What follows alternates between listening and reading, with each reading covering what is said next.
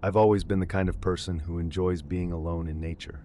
Hiking, fishing, camping, it was all therapeutic to me. There's a peace you only find out there, far away from cell towers, traffic, and people. At least that's what I used to believe. 2 summers ago, I planned my first ever solo camping trip. Most of my friends bailed on me last minute, and instead of canceling, I figured I'd challenge myself. I went to a state forest I'd visited a couple of times with family, about an hour and a half from home. It wasn't a popular campground, more like a primitive site with just a few clearings, a pit toilet, and fire rings. Exactly the kind of place I thought would give me that quiet escape. I arrived around 5 p.m., just as the shadows of the trees stretched long across the ground. The air was warm but heavy, like a storm was threatening somewhere in the distance. I picked the farthest campsite from the entrance, a clearing tucked against a wall of dense pines. No other cars were parked when I arrived. That gave me both comfort and unease. Comfort because I had total privacy. Unease because, well, there wouldn't be anyone around if something went wrong. Still, I reminded myself this was why I came, to be away from everything. I set up quickly, tent facing the tree line, firewood stacked neatly, and my folding chair angled so I could watch the forest as the sun went down. For dinner, I cooked a couple of hot dogs over the flames and chased them with a cheap can of beer. The smell of smoke clung to me, and the crackle of the fire was the only sound. I remember sitting back in my chair, staring at the sky turning purple through the canopy and thinking, this is exactly what I needed. That thought wouldn't age well. It was past midnight when I finally climbed into my tent. The fire had died down to glowing coals, and the forest around me was still except for the occasional chirp of crickets. I stretched out in my sleeping bag, listening to the steady hiss of wind through pine needles, and drifted towards sleep. That's when I heard it. At first I thought it was the wind shifting direction, but after a moment I realized it was too steady, too controlled. It was breathing, slow, deep, heavy, like someone standing just outside the thin nylon wall of my tent. I held my breath, straining to listen. For a moment, I thought I might be imagining it, but then came the faint sound of an exhale, dragging out longer than the wind ever could. Every hair on my body stood up. I flicked on my flashlight, the beam slicing through the tent fabric, but all I could see was the distorted outline of trees. No shadow of a person. Still, the breathing continued, slow and deliberate, just feet from where I lay. Hello? My voice cracked. Who's there? The sound stopped instantly, cut off like it had been muted. The silence that followed was worse. I sat frozen, light shaking in my hand, waiting for footsteps, movement, anything. But nothing came. Eventually, after maybe 10 minutes of holding still, I convinced myself it had to be the wind, or maybe my own breath echoing weirdly in the tent. I forced myself back down and tried to sleep, though it took forever for my eyes to close. I woke again at 3 a.m. to the same sound, breathing. But this time it wasn't stationary. It was moving, circling my tent. I could hear the pine needles crunch underfoot as it paced, slow and steady, pausing only to take those deep inhales and exhales. I shot upright, heart slamming in my chest. My flashlight beam darted around the inside of the tent, useless against the fabric walls. "Stop messing with me," I yelled, voice trembling. "I'm armed." That was a lie. I didn't have anything but a small pocket knife in my backpack. The footsteps stopped again. Silence. I waited, every nerve screaming, until finally I worked up the courage to unzip the flap. I shined the light out into the trees. Nothing, just shadows of branches swaying. I stepped out, flashlight trembling in my hand, and swept the beam in every direction. My campsite looked untouched. No footprints, no movement, nothing but the faint glow of dying embers in the fire ring. After a few minutes of panicked scanning, I told myself I was just exhausted, hearing things. Maybe an animal had been sniffing around and my mind exaggerated it. I forced myself back inside the tent, zipped it shut, and lay down. But sleep didn't come. Every rustle, every creak of the trees had me jerking upright. And though I didn't hear the breathing again that night, I swore I felt something lingering outside, watching. The next morning I was drained but determined to shake it off. Sunlight made everything look harmless. Birds chirped, squirrels darted around. It was normal. I told myself fear had just played tricks on me. I hiked a nearby trail for most of the day, trying to distract myself. but the entire time I had this gnawing sense that I wasn't alone. Every so often, I'd hear branches snap behind me or see movement in my peripheral vision, only to find nothing when I turned. By the time I got back to camp, I was sweating more from nerves than the heat. I considered packing up early, but I didn't want to admit defeat to my own paranoia. I told myself one more night. Big mistake. That night, I built a larger fire, hoping it would comfort me. The flames danced high, sending sparks into the air.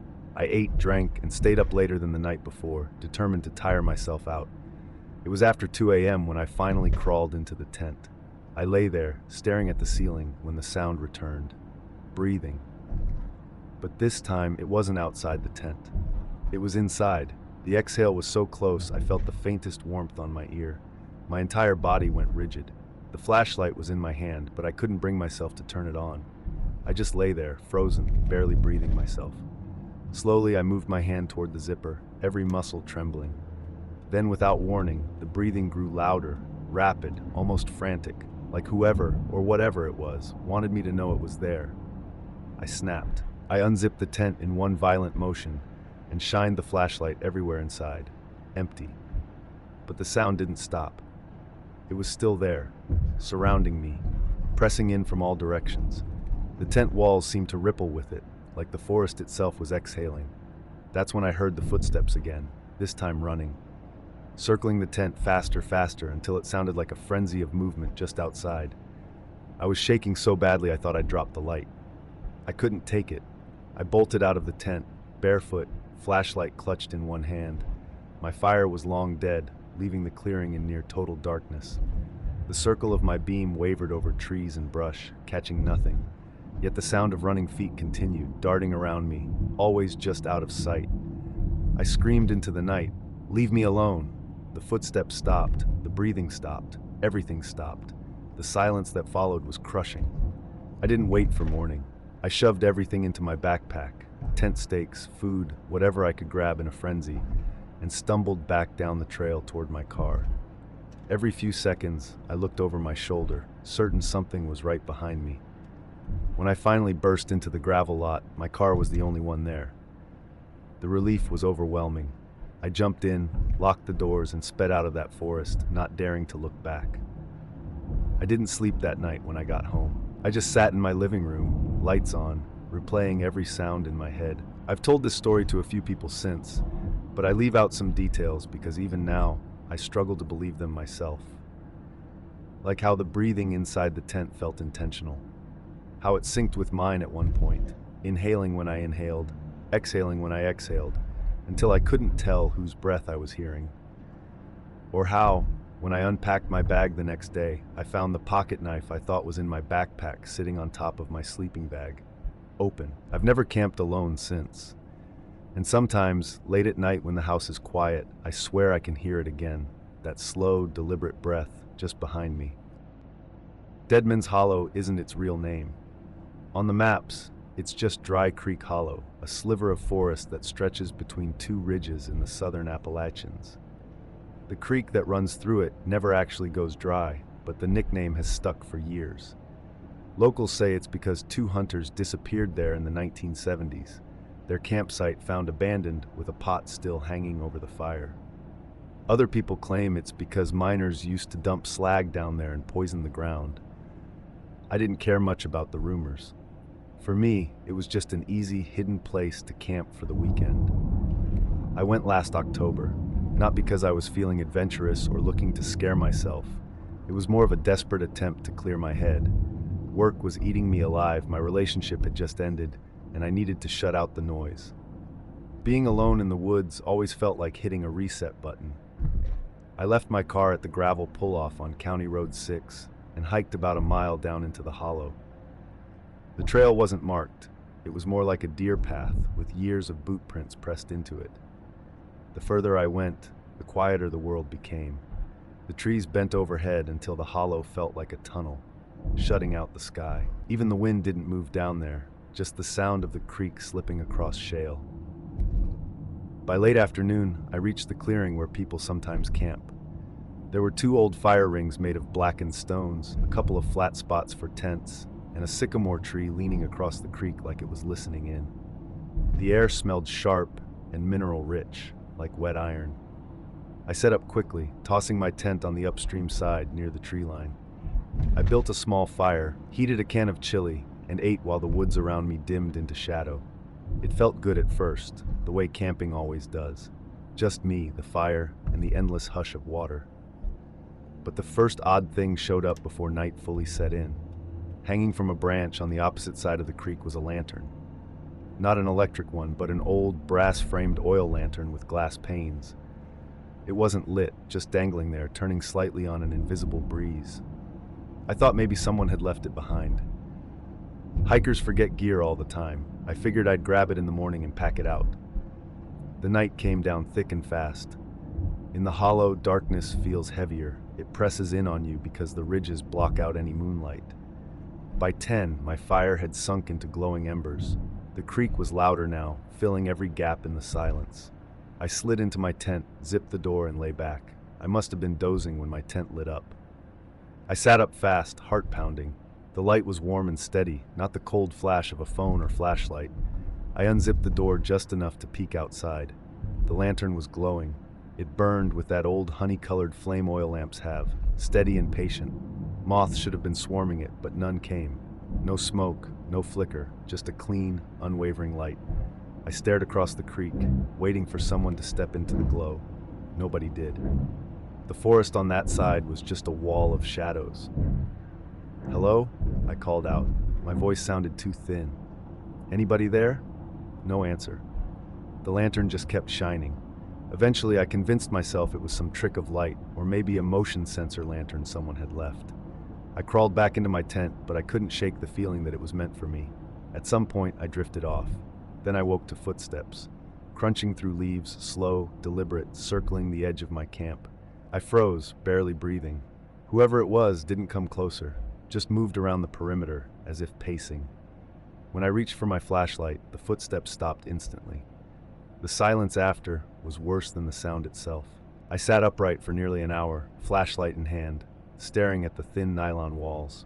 At some point, I must have drifted back into shallow, uneasy sleep. Morning made it all feel foolish. Sunlight revealed only empty ground, no footprints, no sign of anyone having been there. I crossed the creek to check the lantern. The glass was cold. The wick was black and unused. There was no oil smell, no residue. It looked like it hadn't been lit in decades. I carried it back to camp and set it on a boulder, telling myself it was just an old piece of junk. But when I glanced back an hour later, it was hanging in the tree again, across the creek, exactly where I'd first seen it. That was impossible. I hadn't crossed back over, I hadn't touched it. Yet there it was, swaying gently like it never moved. Around noon, a hiker came through. Tall guy, expensive trekking poles, headphones in. He gave me a polite nod, then stopped when he noticed the lantern. "Where'd you get that?" he asked. "Found it," I said. "It lit up last night." The man's face shifted just slightly. "Did you turn it off before crossing?" "It turned itself off," I admitted. "Why?" He shook his head, half smiling like he knew something I didn't. "Don't take things out of this hollow." Then he slid his headphones back in and walked off. His words rattled around in my brain all afternoon. I hiked a bit, gathered wood, tried to distract myself, but every time I came back to camp, the lantern was there. Sometimes on the boulder, sometimes hanging in the tree, once even sitting at the edge of my fire ring. Always moving when I wasn't watching. By dusk, my nerves were frayed. I buried the lantern under a pile of shale near the creek, thinking that would end it. My hands came up dusty and shaking. But when I turned around, it was sitting on top of my backpack. That night was worse. The lantern lit up just after midnight. The glow leaked through my tent, too bright to ignore. Then came the footsteps again. But this time, they weren't just circling, they were closer. I held my breath, clutching the flashlight like a weapon. The steps stopped right beside my tent. I could hear the crunch of weight settling, as if someone crouched down inches from me. Then came the breathing. Slow, steady, right against the nylon. I could almost feel it pushing the fabric inward with each exhale. I snapped. I unzipped the flap and shined the light. Nothing. The woods were empty, silent. But across the creek, the lantern burned brighter than ever, the flame unnaturally tall, as if it were feeding on something more than oil. That's when I noticed something. A figure standing just beyond the lantern's glow. Tall, still, face obscured by shadow. It didn't move, didn't flinch under my light. Just stood there, watching. I stumbled backward, heart racing, and zipped myself inside the tent like that thin layer of fabric could protect me. The footsteps started again, circling, faster this time, almost running. The breathing came from every side. My flashlight flickered, then died. I didn't sleep at all. I just sat there until the sky lightened, whispering to myself that I'd leave at dawn. By morning, the lantern was gone. No trace of it anywhere. I packed my gear in record time, barely caring how sloppily it went into my bag. The trail out felt longer than the hike in, every sound behind me making me whip around. When I finally reached the pull-off, my car was the only one there. Relief washed over me until I noticed something on my hood. The lantern. It sat neatly in the center, cold and unlit, but waiting. I didn't touch it. I drove off with it still perched there until it slid off on a curve and vanished in my rearview mirror. I never went back to Deadman's Hollow, but sometimes when I drive late at night, I'll catch a faint, honey-colored glow flickering between the trees along the road. Like the lantern found me again, reminding me it isn't finished. And worse, sometimes, in the quietest hours at home, I hear that same slow, steady breathing, like someone standing right outside my bedroom door. I didn't plan to camp alone. It just kind of happened that way when my cousin bailed the morning we were supposed to leave. The campsite was already booked, Site 19 on Birch Ridge, the last spot on the loop and a decent distance from the others, so I shrugged and decided I could use the quiet. Work had turned my brain into a drawer jammed with loose screws. A weekend under pines sounded like a reset. I got there a little before sunset. The road to Birch Ridge is gravel and narrow, like it was carved by guessing, not surveying. Dust hung in the orange light like a thin curtain. Site 19 sits on a shoulder beyond the loop, past a sign that says no vehicle access beyond this point. You can park by the sign and carry your gear 50 yards to a small clearing. A trail continues beyond the pad into thicker woods, but it's not on the map. That suited me fine. Less foot traffic, more quiet. The air smelled like sap and cold rock. I set the tent, hung a food bag, and did a half-hearted bear check. No scat, no prints, just a scatter of cone scales and a few flattened ferns. My phone showed 1 bar. I texted my cousin "made it" and got the spinning circle of indifference. First odd thing, a ribbon. A length of red survey tape tied around a sapling just off the pad. It was faded to a rusty pink, flapping a little in the breeze. No big deal, I told myself. Trail crews, hunters, whoever. I followed the tape's direction with my eyes and noticed another farther in, then another. They made a crooked line into the unmarked trees. I cooked noodles and ate on a boulder the size of a bed. Crickets came on like a switch flipped. A barred owl called once, who cooks for you, and the woods answered by going even stiller. When I killed the headlamp, the dark grabbed immediately. I heard a creak somewhere below the ridge, a constant hush like a steady breath through teeth. I slept lightly. The forest has a way of keeping you a half-inch above real rest. Sometime after midnight, I woke to a soft clack from the trees. 2 sounds, almost like tongue clicks. I held still, listening. It came again, from a little farther off. Clack, clack. Could be branches shifting, could be a pine cone. That's what I told myself. I rolled over and tucked the bag tighter around my shoulders. The tent's nylon buzzed with every breath I took. Eventually, the creek's hush pulled me back down. Morning was timid and gray. Coffee made the world come into focus. That ribbon nagged me, so after breakfast, I followed the line into the woods. The markers weren't close together, 50 feet, then 100. Then I'd lose the next one and circle until I found it tied to a crooked alder. The ground sloped down, ferns giving way to hemlock, then to an open patch littered with rotting logs. At the center was an old fire ring made from flat stones. Not a campground ring, no metal, no grate. The ash inside had gone to a soft gray sand. 2 stick frameworks leaned nearby, lashed together in triangles with thin twine, hanging little bundles of what looked like dried grass. At first I thought kids, but the twine was tight and deliberate, the kind of knots you watch a video to learn. The hairs on my arms pulled tight. Something pale shone on the far edge of the fire ring. It was a tooth. Human? It was conical, not flat, probably a deer. I told myself that twice. By noon, I'd decided to break camp a day early. Not because of the ribbons, I told myself, but because rain clouds were thickening over the ridge. I didn't want to haul wet gear back to the car tomorrow. I packed slowly, trying to feel casual. I had the tent down to its footprint when I heard it. The clack. 2 clicks, close. I looked up. The red ribbon on the first sapling was moving, as if something had brushed it. "Hello!" My voice sounded wrong in the trees. Nothing answered. I tilted my head, listening, and heard a creak of weight shifting on bark. Something about it felt intentional in a way wind never does. I grabbed the tent poles in a bundle and fought them into the bag with too many hands. My fingers went stupid. I ended up stuffing the fly in loose and yanking cords in ugly knots. The clacks came again, farther right, then to my left. It felt like echo, except the echoes were off, like more than one person trying to be an echo. I slung my pack, left the cookware in the dirt, and started down the path toward the parking sign. It felt wrong from the first 10 steps. The air under the pines cooled fast, damp and mineral-rich, as if the ground itself inhaled. The trail I'd carried my gear on was obvious yesterday, just a stamped-down swath of needles. Now it was 1,000 identical deer paths. I found the sign by accident after 10 minutes of picking wrong. Relief rushed hot in my face. The car sat alone in the little turnout. The universe shrank to its shape. I popped the hatch and threw in my pack. I hesitated. My cookware and the tent footprint were still at the site. A voice in me said, "Leave it." Another voice said I'd feel stupid driving away because of some twine crafts in the woods. I jogged back in, empty-handed, lighter. The forest changed when I wasn't carrying weight. It came closer. My footsteps sounded too loud.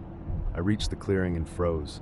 My gear sat where I left it, but between the pad and the boulder, a new length of ribbon hung from a branch at face height, bright, fresh red. It hadn't been there 30 minutes ago. "Okay," I said to the air. Not loud. Maybe I meant it as a peace offering. I crouched, scooped the cookware by its mesh bag, yanked up the footprint stakes. A sound came from behind the boulder, bare feet moving through needles. Not fast, unhurried. "Hey," I said louder. "You've got me on edge. Mind giving me some space?" No answer. The bare feet sound stopped. I stood and saw them, footprints. 2 dark ovals in the crushed ferns, heel to forefoot, the kind you leave when your feet are calloused. They led from the deeper trees to the back of the boulder. None led away. I didn't look over the boulder. I didn't need to. I backed away, trying to keep my face calm, and something clacked twice behind me, closer than my own breath. I turned too fast and slashed my arm on a dry branch. I didn't feel the cut until heat ran down my wrist. There's something about being watched that feels like a pressure on your teeth. I had that while I half jogged, half walked down the trail. Twice I saw that flash of fresh red ribbon, newly tied, ends cut clean. Once I smelled smoke, just a whisper of it, sweet and green, not quite fire. Then it was gone. When the car came into view a second time, it looked wrong. The rear hatch I'd left open hung wider now. Something sat on the bumper. A little triangle of sticks lashed together with a tuft of grass tied at the apex. It was so neatly made it felt more insulting than threatening. I got in, shut the hatch with a shove, and started the engine. Gravel popped under the tires as I backed around and pointed the nose down the access road. I checked the mirror by reflex and almost drove into a ditch. A person stood in the path where the road bent left. A lean, gray-haired man with a bare chest and black jeans. He wasn't looking at me. He had his head angled up toward the canopy, mouth a little open, like he was tasting the air. His hands hung loose at his sides. His feet were bare. I could see the tough pads under the toes. The polite thing would have been to stop, roll down the window, ask if he needed help. I didn't. I put the car in gear and crept forward. At the last moment he moved, not stepping aside, not rushing me, just pivoting slow to face me. His eyes barely flicked to the hood. His lips clicked twice, like a metronome counting a private beat. I drove around him with 2 wheels in the ditch. He didn't turn his head to follow. He only watched the trees. The ranger at the station didn't seem surprised when I told him I'd seen someone weird on Birch Ridge. He wrote a note on a yellow pad. "We've had some issues," he said, choosing the word like it had splinters. "Unofficial camps, folks that don't want to be bothered." "Do they mark with ribbons?" I asked before I could stop myself. His pen slowed. "Sometimes." Do they click at you? I added. I felt stupid as soon as I said it. He looked at me for a long second, then scratched the side of his nose. Best thing, he said, is don't go poking where there aren't trails. I nodded too hard, thanked him, and left. In the motel that night, I unzipped my duffel and found the little triangle of sticks in among my shirts. No grass tuft, just the neat, brutal lashings and the smell of damp twine. I didn't put it there. I threw it away in the outside dumpster and slept with the TV on. I still camp, but not alone. And if I ever see a red ribbon tied where it doesn't belong, I turn around. The sound of 2 clicks still makes my jaw tighten. Sometimes in a parking garage or in the stairwell at work, I'll hear it, the soft, precise metronome of someone keeping time with a song I never want to learn.